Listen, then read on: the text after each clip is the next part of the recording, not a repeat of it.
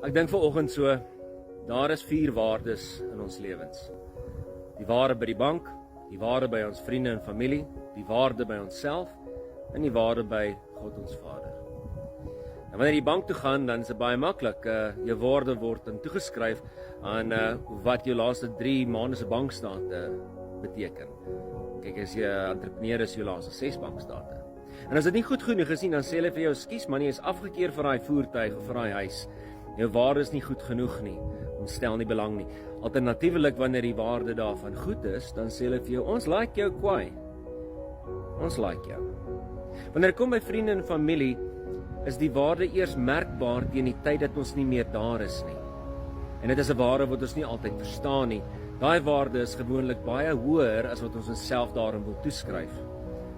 Wanneer ons kom by selfwaarde, is dit eintlik gebaseer op al 4 waardes wat ek noem.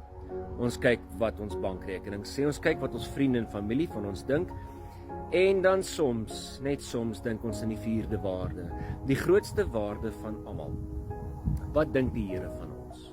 Wat dink God, jou Vader daarbo van jou? Weet wat, jy is onmerkbaar, oneindiglik kosbaar. Maak nie saak wat daai bankrekening sê, en of hy in die minus of die plus is nie, of hoeveel vriende jy op Facebook het, of hoeveel likes jy gekry het nie, of wat jy self partykeer van jouself dink nie, vir God is jy oneindiglik kosbaar.